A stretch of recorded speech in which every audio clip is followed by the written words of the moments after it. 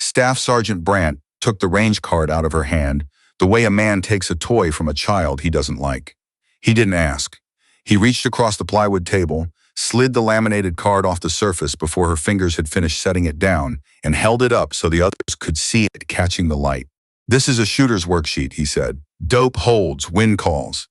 You know what any of that means? Or did somebody hand it to you on the way in so you'd have something to carry?" There were 19 men in that briefing tent at Outpost Marin, and most of them laughed. Not all at once. It came in a little ragged wave, the way laughter does when men are taking a cue from each other, when each one is checking to see how far the senior man wants to push it before deciding how loud to go. Rangers, a recon element, 2 attached from a unit nobody at the outpost was supposed to ask about. Hard men in a hard place, and they laughed at the woman standing near the tent flap in a dusty gray shirt, with no rank showing, and a small canvas bag at her feet. She didn't laugh. She didn't redden. She didn't reach for the card. She looked at Brandt for about 2 seconds longer than was comfortable, and then she looked away, out through the open flap toward the wire, and the heat-bent horizon beyond it, as if the card had stopped being important the moment it left her hand. That stillness, more than anything she could have said, was the first thing about her that didn't fit. Men who are out of their depth get loud, or they get small. She did neither. She simply waited, the way a person waits for weather to pass. If a story about being underestimated has ever found you, drop a note below and say what town or province you're watching from. It helps to know how far this one travels. Outpost Marin sat at the dead edge of nowhere, in the dry uplands of the Sahel where the season had baked the ground to the color of old bone. By late morning, the heat came up off the hardpan in sheets you could see, bending the far towers into ribbons, and the wind that crossed the outpost carried grit fine enough to find its way under your eyelids and into the seams of every weapon on the line. There was a single rutted track in and out, mined twice in the past year, and beyond the perimeter the land ran flat and pale to a line of low hills that no one trusted. The outpost was sandbags and shipping containers and a water bladder that leaked, and the men there had long ago stopped pretending it was anything but a place you survived until you didn't have to. The soldiers at Marin were not ordinary, and they knew it, and that knowing was woven into how they carried themselves. Master Sergeant Salas had 11 years of deployment stacked behind him, and a way of going quiet that newer men mistook for calm, until they saw what came after the quiet.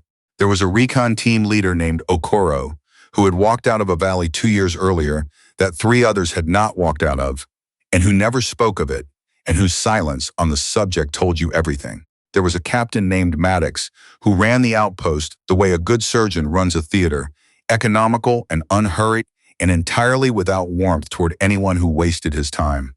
These were men who had earned the right to take themselves seriously, because the work had given them every reason to. Which was precisely why, when the supply truck came grinding through the inner gate, a little after 10 that morning, and a single woman climbed down from the cab with nothing but that canvas bag, no plate carrier, no visible weapon, no patch, no badge clipped anywhere on her, the reaction was as immediate as it was certain.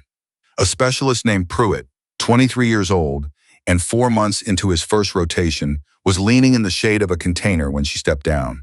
And he said, to no one and to everyone, that the rear detachment must have finally sent someone to do their laundry. The 2 men beside him grinned. It was the easy cruelty of young soldiers who haven't yet been wrong about anything important, who still believe that the way a person looks at the gate is the way that person will be at the worst moment of the worst day. She heard him. There was no question that she heard him. He hadn't bothered to lower his voice. She set her bag down in the dust, straightened, and took in the outpost the way someone reads a page they've read before. Her eyes moving across the firing positions, the angles, the dead ground between the wire and the hills, the single guard tower on the northeast corner that leaned a few degrees off true. She cataloged it. That was the thing Salas noticed, watching from the door of the operations container with a cup of coffee going cold in his hand. She wasn't looking around like a visitor. She was looking around like someone deciding where she would put herself if everything went wrong. The papers she'd come with were thin. A single sheet of orders attaching her to the outpost for an indefinite period, signed at a level that made Maddox frown when he read it, and a line under capability that said only, in the flat language of people who don't want to say anything, technical support, precision. No name beyond a surname, no record. When Maddox asked her in his office what precision support meant in practice. She said it meant she was good at a particular thing and that he would be told what she could do when there was a reason for him to know. He did not like that answer. He was honest enough to admit, later, that he had decided about her in roughly the same 4 seconds everyone else had, and that the only difference between him and Pruitt was that he was old enough to keep it off his face. Her name was Holloway.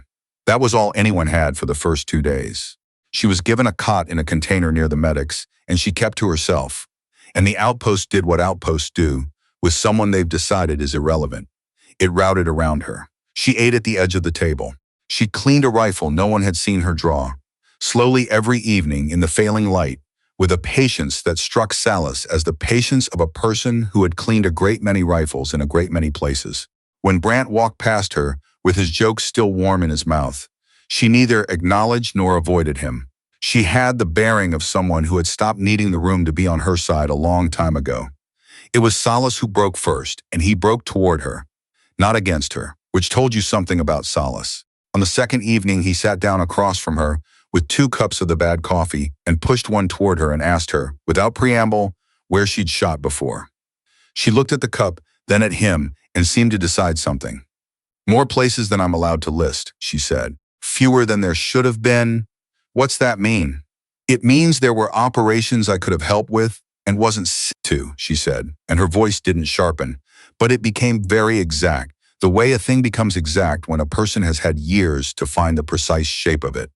There are people who find it difficult to rely on a capability they didn't plan for and can't fully explain. So I get used when there's no one else. And when it works, the credit goes somewhere it can be written down without anyone having to account for how the job actually got done. Salas turned that over. He had been in the work long enough to know it wasn't a meritocracy in every direction. He had watched recognition flow uphill toward men who'd been nowhere near the moment it was earned.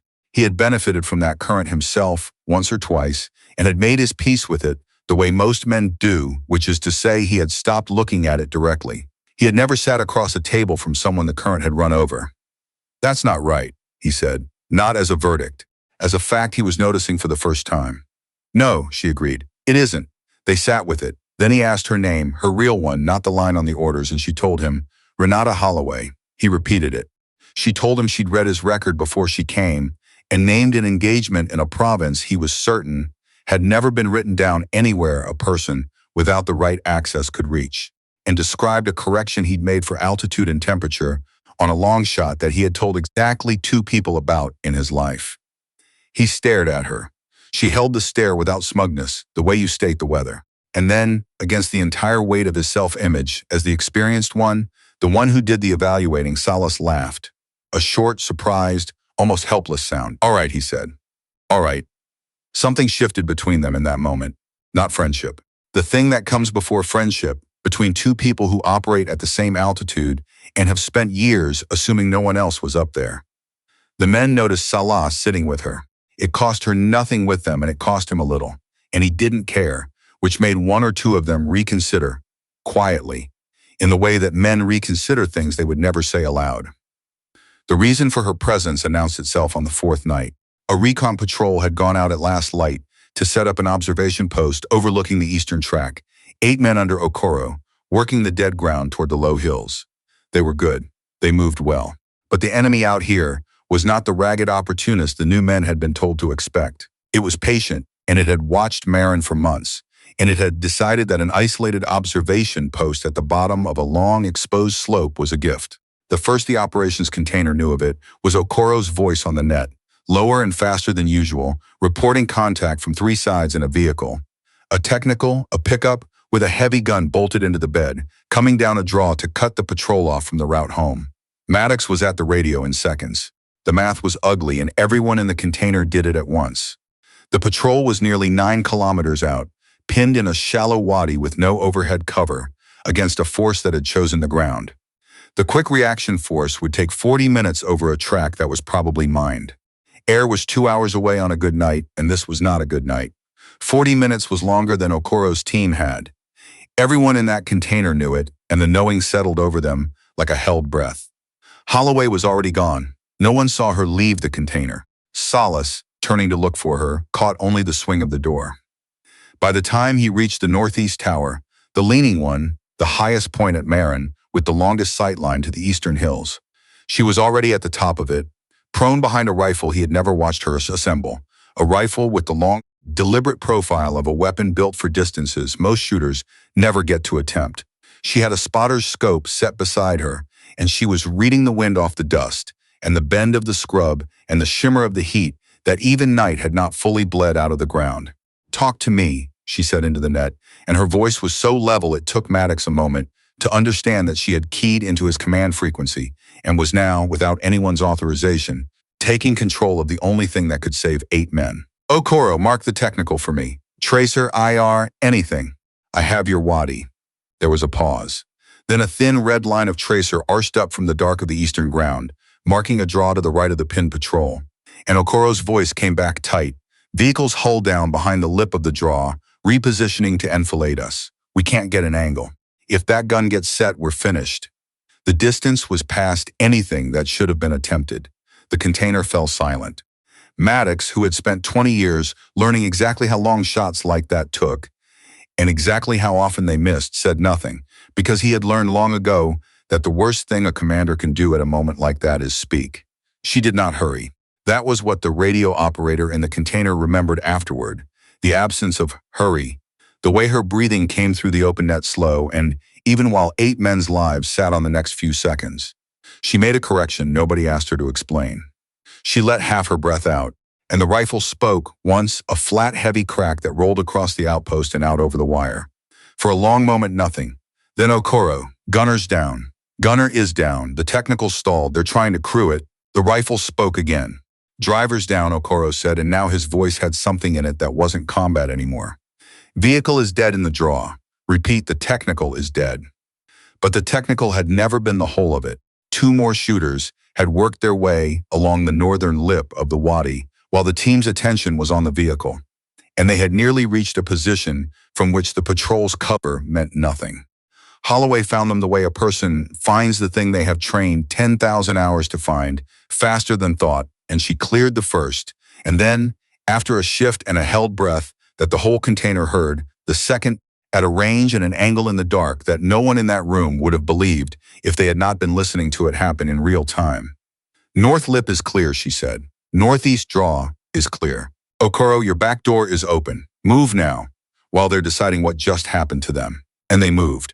8 men came up out of that wadi and ran the dead ground back toward the track, and behind them the enemy, suddenly leaderless and suddenly afraid of a sky that kept reaching down and removing their most important men, the quick reaction force, met the patrol 4 kilometers out. Every one of the 8 came home. In the container, the young radio operator sat staring at his panel with an expression that had nothing professional left in it. "Who is she?" he said. "Not to anyone." The words just came loose. Salas, standing in the door, looked at him for a second before he answered. "She's the reason 8 men are still breathing," he said, "and nobody's ever going to put her name on it." The shot was the kind of thing that does not stay quiet, no matter how the machine prefers it. Okoro came to her the next morning, and he did not thank her in words, because men like Okoro do not have the words and would not trust them if they did. He came and stood in front of her and looked at her for a moment and gave a single, short nod, the kind of nod that, between people who do that work, carries more than a speech. She returned it. That was the whole conversation, and it was complete. Pruitt did not nod. Pruitt could not look at her at all for most of that day. He had been one of the loudest at the gate, and he had repeated the laundry joke twice more to make sure it landed. And now he was a 23-year-old, carrying the specific weight of a person who has discovered that the thing he mocked had spent the night keeping 8 of his friends alive. He found Salas in the afternoon, behind the container, with the leaking bladder, and he said he wanted her to know that he knew, that he understood what he'd done, that it wasn't about making himself feel better. He didn't want it to be about him. He just needed her to know that he understood it had been wrong. Salas studied the kid.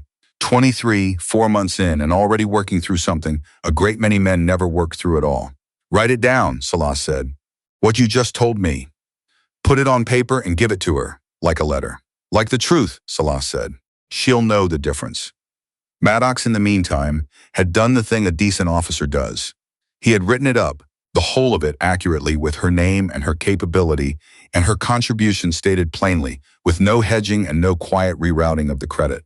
He sent it up the chain that morning, and by early afternoon, it had climbed higher than he expected it to climb, and at 1400 a call came down on the secure line that he took alone with the door shut.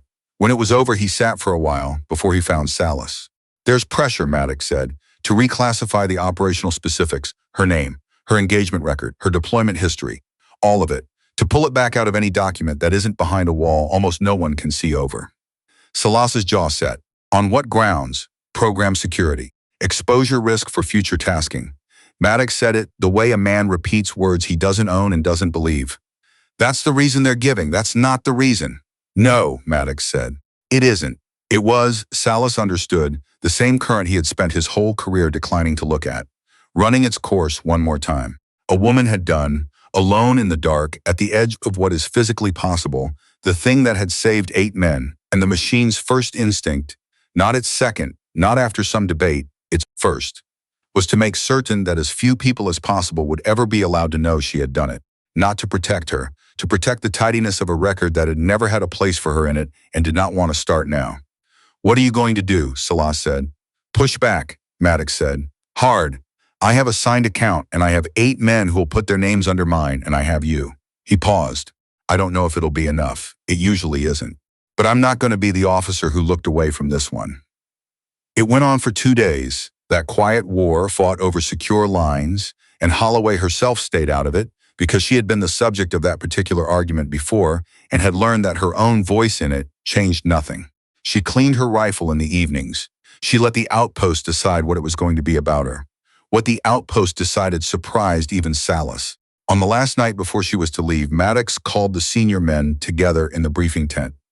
The same tent where Brandt had lifted the range card out of her hand 4 days earlier. And he did something Salas had never seen him do. He stood at the head of the plywood table, and he made it about the snap judgment. Not about her shooting, though that was extraordinary, and not about the gratitude they owed her, though they owed it. About the thing every man in that tent had done in the first 30 seconds of seeing her. Brandt was there. To his credit, he did not hide at the back. When Maddox finished, it was Brandt who spoke first, and his voice was steady, but it was costing him. You could hear the cost in the tightness of the words. "I made a call in about 4 seconds, he said, based on nothing.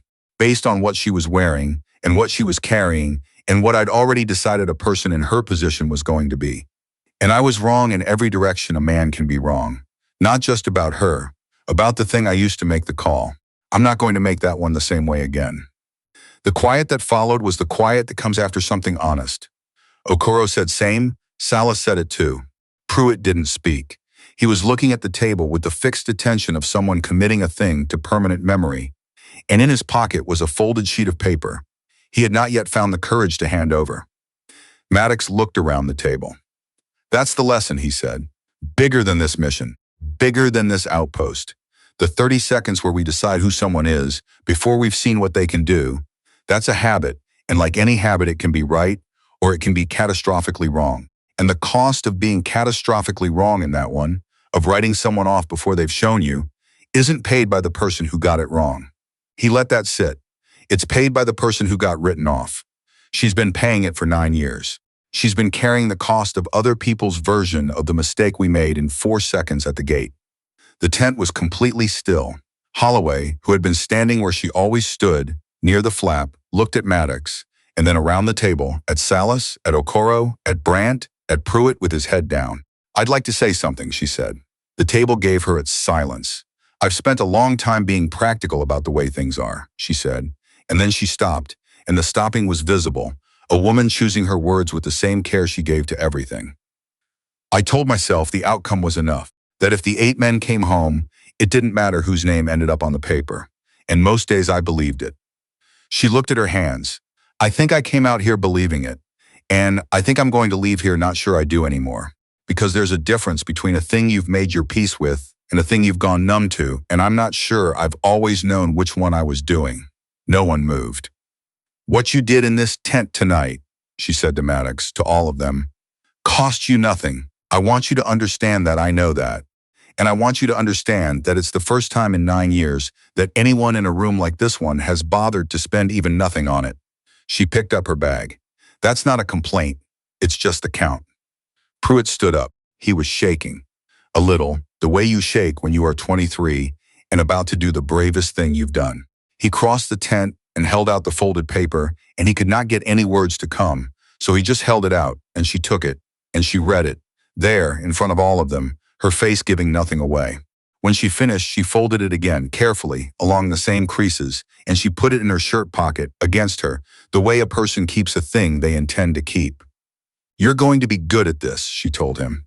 "The part that matters, not the shooting, the other part." She left at first light. The helicopter came in low out of the gray, and the rotor wash threw the bone-pale dust up in a curtain that swallowed the wire for a moment, and the men of Outpost stood at the pad and watched her climb aboard with the same canvas bag she'd carried in. There was no ceremony in the orders. There was no decoration that anyone could pin on her where anyone could see it. Whatever recognition the machine was eventually shamed into giving her would happen, if it happened at all, behind a wall, in a record almost no one could read.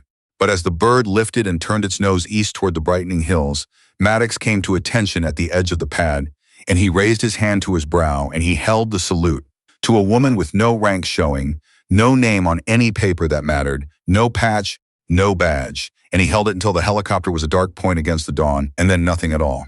Beside him, one by one, the others came to attention too. Salas, Okoro, Brant, last, but he did it. Pruitt held his longest of anyone.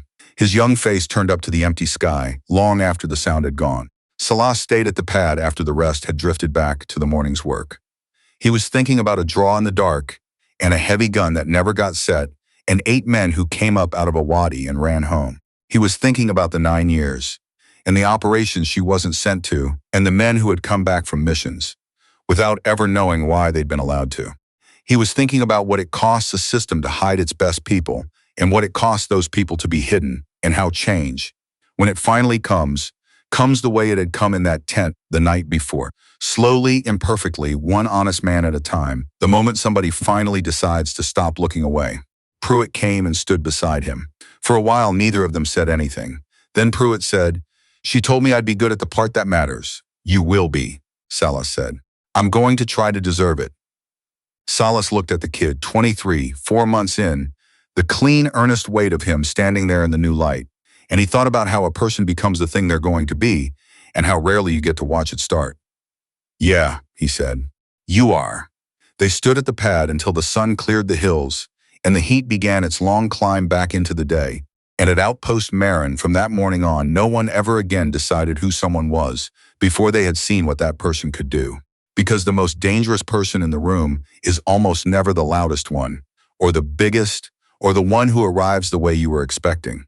Sometimes she arrives on a supply truck in a gray shirt, with a bag over her shoulder, and quiet eyes that have already counted every exit, and the only question that has ever really mattered is whether you have the sense to see her before she is forced to show you.